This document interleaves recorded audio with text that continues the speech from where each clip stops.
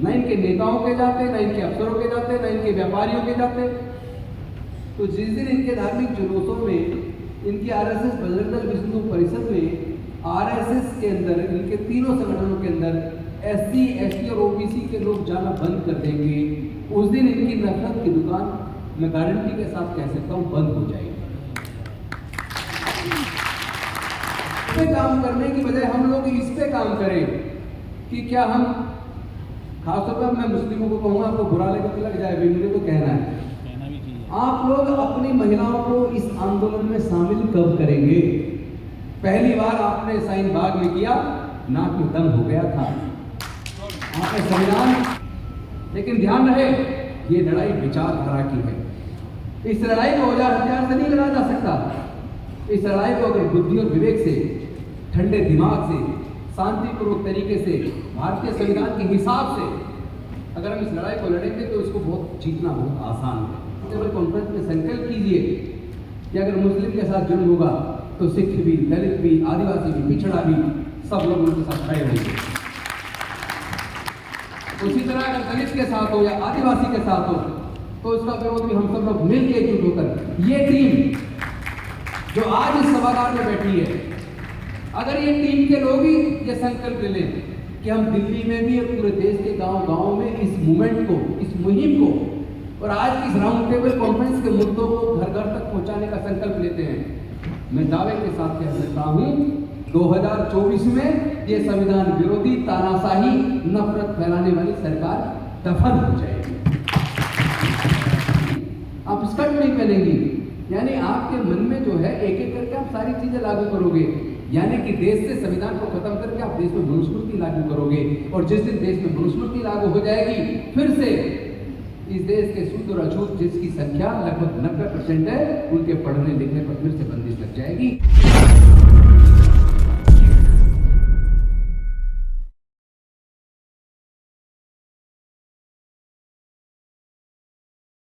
कि सर्वोच्च न्यायालय के इस जजमेंट को आज तक लागू क्यों नहीं किया गया?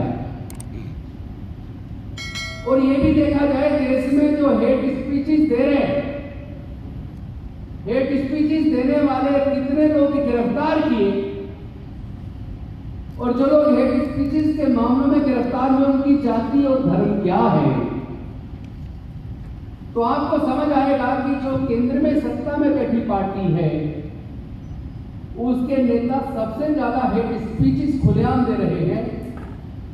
गेरुए कलर के कपड़े पहन के उनके सो कॉल्ड साधु खुलेआम भारत से मुसलमानों को, क्रिश्चियंस को और बौद्धों को कत्लेआम करने की बात खुलेआम बोल रहे हैं।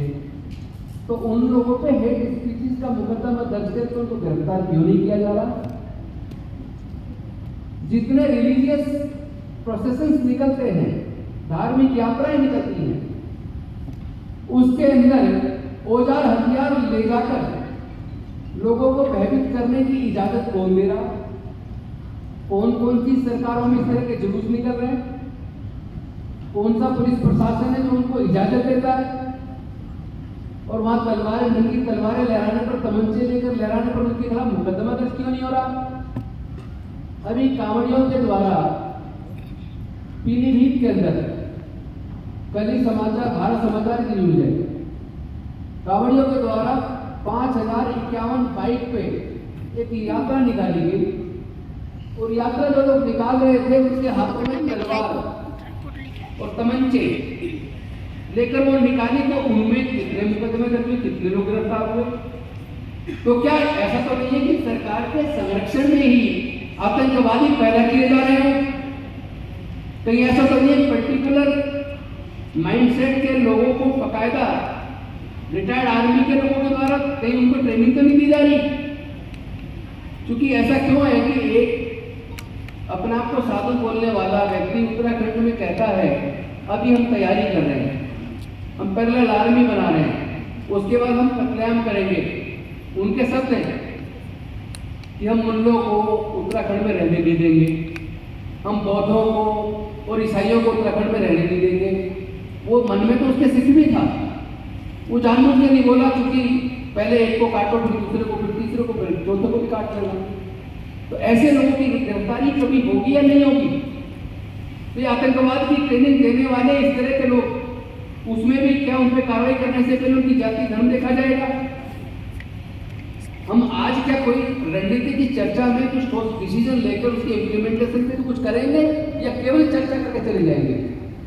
इस पर भी चिंतन करना होगा, क्योंकि जो लोग सारे चीजों का तंत्र पे जिनका कब्जा है, उस कब्जे के लिए जिम्मेदार कौन है? मैं पूछना चाहता हूं, जितने भी दंगे होते हैं, दंगे करने वाले लोगों की कभी जाति पे चर्चा कर लीजिए। उनकी जाति क्या है? कौन उनका इस्तेमाल कर रहा है? धार्मिक जुलूसों में जो लोग हाथों में औजार हथियार लहराते हैं, उनको आइडेंटिफाई कर लीजिए उनकी जाति क्या है और वो किसके इशारे पे काम कर रहे हैं। मुझे लगता है कि इसका अगर सही मुकम्मल जवाब देना है, अगर इस चीज को पूरी तरीके से रोकना है, अगर भारत के संविधान में प्रजातंत्र को बचाना है, तो इस मीटिंग में केवल माइनॉरिटीज को बुलाना उचित नहीं है। इसमें SC, ST और OBC के प्रतिनिधियों को भी बुलाना बहुत ज्यादा जरूरी है, क्योंकि इन सारे धार्मिक जुलूसों में जो लोग औजार हथियार लहराते हैं, जिनका दंगों में इस्तेमाल किया जाता है और दंगे के बाद जो जेल जाते हैं और जो बर्बाद होते हैं, आप अगर उसका आंकड़ा उठाकर देखेंगे तो 90% से ज्यादा उसमें SC, ST और OBC के युवा मिलेंगे। तो पहले तो ये आंकड़ा देख लीजिए कि भी SC, ST, OBC माइनॉरिटीज की पॉपुलेशन क्या है। जैसा आप बता रहे थे कि 20% माइनॉरिटीज के लोग हैं, तो क्या 20% में 17% को भी हम एकजुट कर सकते हैं? पहला सवाल। अगर हमने 20 में से 17 को एकजुट कर लिया, ये 17% लोग अब इस देश के संविधान और प्रजातंत्र को बचाने के लिए एकजुट होकर एक राय से काम करेंगे मिलकर। और दूसरा, SC और ST दोनों को अगर जोड़ लिया जाए तो इनकी जनसंख्या कम से कम 28% है।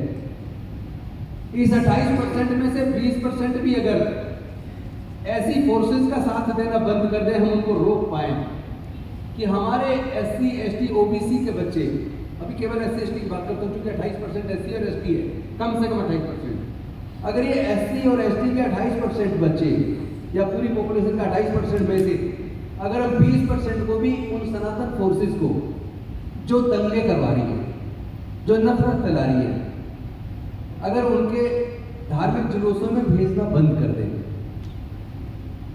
अगर उनको RSS बजरंग दल विश्व हिंदू परिषद में जाने से रोकने में कामयाब हो जाएं, और OBC की जनसंख्या अदर देन मुस्लिम OBC वो तकरीबन 42% है, अगर उस 42% को में से हम आधे को भी रोकने में कामयाब हो जाए, 21% को भी, तो आपको पता लगेगा कि ये RSS बजरंग दल विश्व हिंदू परिषद की नफरत की दुकानें बंद हो जाएगी। वो चलेगी नहीं, क्योंकि कहीं भी आप देखिएगा दंगे में इनके नेता जिनके बच्चे विदेशों में पढ़ रहे हैं या फिर भारत की बड़ी यूनिवर्सिटीज में पढ़ रहे हैं, वो बच्चे कभी दंगों में इस्तेमाल नहीं होते, वो बच्चे कभी धार्मिक जुलूसों में भी नहीं जाते, न इनके नेताओं के जाते, न इनके अफसरों के जाते, न इनके व्यापारियों के जाते। तो जिस दिन इनके धार्मिक जुलूसों में, इनकी RSS बजरंग दल विश्व हिंदू परिषद में RSS के अंदर, इनके तीनों संगठनों के अंदर SC, ST और OBC के लोग जाना बंद कर देंगे, उस दिन इनकी नफरत की दुकान, मैं गारंटी के साथ कह सकता हूं, बंद हो जाएगी।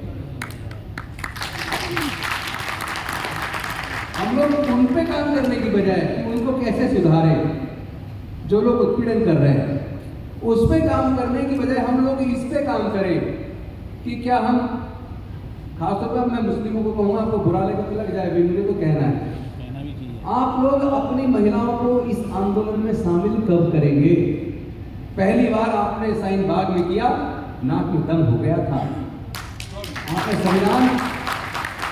संविधान हाथ में लेके शांतिपूर्वक तरीके से ईमानदारी से संगठन चलाया, तो केंद्र को उल्टा पड़ गया। मतलब उनके लोग औजार हथियार लहराने लगे। उन्होंने उसको तोड़ने के लिए क्या क्या नहीं किया। उन्होंने तो मुस्लिम युवाओं को हेट स्पीच देने के झूठे मुकदमे में बनाकर जेल में डाल दिया, उनको जमानतें नहीं मिल रही है। न्याय है कहाँ? न्याय की कुर्सी पर बैठने वाले व्यक्ति के चरित्र में अगर न्याय नहीं है, चाहे वो नीचे की जुडिशरी का जुडिशियल ऑफिसर हो, चाहे माननीय सर्वोच्च न्यायालय का जुडिशियल ऑफिसर हो, अगर उसके हृदय के अंदर न्याय की भावना नहीं है तो आप उससे न्याय की उम्मीद मत करना।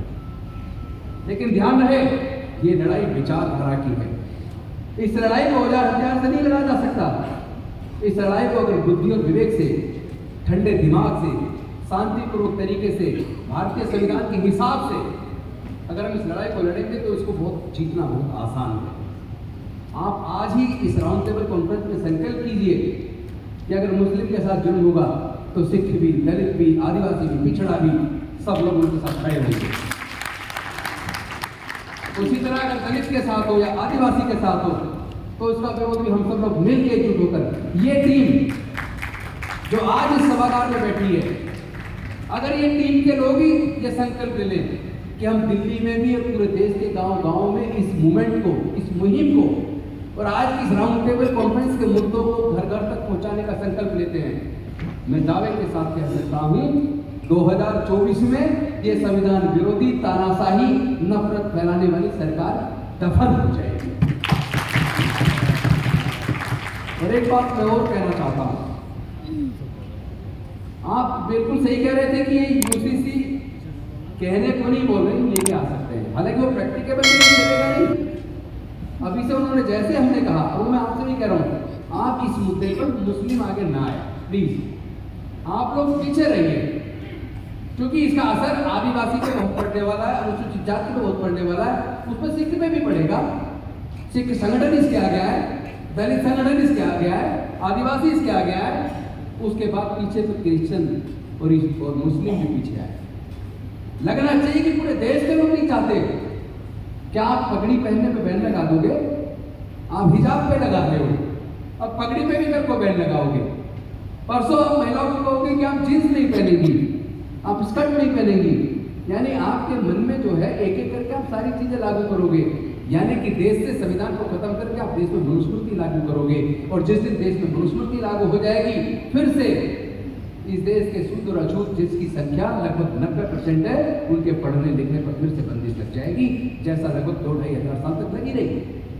फिर से उनके व्यापार करने पर धार्मिक बंदिश लग जाएगी, फिर से उनके संपत्ति रखने पर बंदिश लग जाएगी। तो ये कोई छोटा मोटा मुद्दा नहीं है।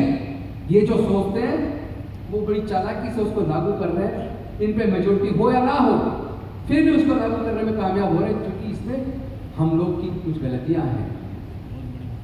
उन्होंने जब वो अभी कल आपने संसद में बहस सुनी होगी, जिसमें देश के माननीय गृह मंत्री जी कह रहे हैं कि राज्यों में ये चीज लागू नहीं हो सकती, केंद्र शासित प्रदेश में तो फैसला लेने का अधिकार संसद को है, लेकिन राज्यों के मामलों में नहीं ले सकते। मैं पूछना चाहता हूँ, जम्मू एंड कश्मीर को आपने यूटी बनाया ना, तो तब पूरे देश की पार्टियां चुप क्यों रही? तब विरोध क्यों नहीं किया? आपने क्यों नहीं सोचा कि अगर वो J&K को यूटी बना सकते हैं तो किसी भी राज्य को वो इसी तरह अध्यादेश लाकर यूटी बना सकते हैं। आज दिल्ली के लोग उम्मीद ना करें कि आप किसी को भविष्य में चुनेंगे और वो वादा जो आपसे करेगा उसको लागू कर पाएगा, क्योंकि जब पूरी पावर उन्होंने दे दी मतलब होम मिनिस्ट्री को, उपराज्यपाल के माध्यम से होम मिनिस्ट्री सारे फैसले लेगी, तो दिल्ली में भी कोई चुना हुआ कोई मुख्यमंत्री बन जाए, मंत्री बन जाए, उनकी कोई वैल्यू नहीं है, वो कोई निर्णय नहीं ले पाएंगे। तो ये किसी भी राज्य के साथ हो सकता है, इसलिए हमें भारत के संविधान को ध्यान में रखें और भारत के संविधान को कैसे मजबूती से लागू करवाएं, इस पर एक राय बनाकर आज कुछ एजेंडे आप तय कीजिए और उसके साथ फिर ये भी तय कीजिए कि हम सब लोग अलग अलग धर्म के और जाति के लोग अपने समाज के अंदर नुक्कड़ मीटिंग ले लें, अपनी कॉलोनियों में, गाँव में, बस्तियों में, और वहाँ इस आज के एजेंडे को वहाँ भी चर्चा करें, ताकि उनको पता तो चले। आप और हम एक दूसरे को भाषण दे के चले जाए और आप और हमारे बच्चे वहाँ गली में मतलब नशा कर रहे हैं या कोई गलत काम में इन्वॉल्व है या अपराध में इन्वॉल्व है और पढ़ने लिखने पे ध्यान ही नहीं दे रहे, तो बर्बादी का कारण हम भी है ना। हम कौन सा अपने बच्चों के भविष्य पे गंभीरतापूर्वक सोच रहे हैं कि हमारा बच्चा पढ़ने क्यों नहीं जाता, हमारा बच्चा गुंडों के साथ क्यों घूम रहा है, हमारा बच्चा नशा क्यों कर रहा है। मतलब हम लोग काफी हद तक खुद जिम्मेदार हैं, तो अपनी जिम्मेदारी, अपनी गलती को दूसरे पे ना डालें, लेकिन साथ ही साथ जो दूसरे लोग हमारे बच्चों का इस्तेमाल करके, SC ST OBC का इस्तेमाल करके हमारे ही बच्चों का गला काट रहे हैं, हमारी हत्याएं कर रहे हैं। हत्या, जैसे मैंने पहले बताया, हत्या केवल ये नहीं है कि आपको गला काट दिया, गोली मार दिया, मर गए। हत्या ये भी है जब आप पढ़ाई लिखाई आपको मिलेगी नहीं, रोजगार आपको मिलेगा नहीं, 10-20 किलो अनाज मिलेगा ताकि आप जिंदा रहे, तो वो भी बने के समान है, कोई जिंदे के समान नहीं है। इन्हीं शब्दों के साथ मैं धन्यवाद करता हूँ आप ऑर्गेनाइजर्स को इतनी अच्छी ऑर्गेनाइज करने के लिए, और साथ में निवेदन करता हूँ कि प्लीज़ अब तो कम से कम एकजुट हो जाओ। मैं पहले सुना करता था, लोग कई बार, मैंने किसी शायर ने लिखा, लोग टूट जाते हैं एक घर बनाने में, कुछ लोग तरस नहीं खाते बस्तियां जलाने में। मैं उसकी लाइन को थोड़ा सा बदल रहा हूँ, लोग टूट जाते हैं एक घर बनाने में, लेकिन अब सरकारें तरस नहीं खा रही बुलडोजर चलाकर लोग के घर गिराने में। तो सोच के देखो, एक मकान बनाने के में कितना पैसा लगता है। अगर बड़ी बिल्डिंग बनाओ तो करोड़ों रुपए लगता है, छोटी बिल्डिंग बनाओ तो लाखों रुपए लगता है, और आप सीधा बुलडोजर चला के उसके मकान को ध्वस्त कर देते हैं। कभी सोचा उसका मकान फिर कभी बनेगा नहीं बनेगा? आप तो बर्बाद कर रहे हो। ये मतलब एक माइंड सेट है, ये केवल छोटा मोटा नफरत नहीं है, ये आपको जड़ से खत्म कर रहे हैं। और आप अभी हवा में चर्चा कर रहे हो, जमीन पर उतरने की जरूरत है। हम लड़ेंगे, हम जीतेंगे। होके मायूस नायूस शाम से ढलते रहिए, जिंदगी भोर है, सूरज से निकलते रहिए, एक ही पाँव पे ठहरोगे तो थक जाओगे, धीरे धीरे से राह पे चलते रहिए। बहुत बहुत धन्यवाद। जय Hind. Thank you very much sir.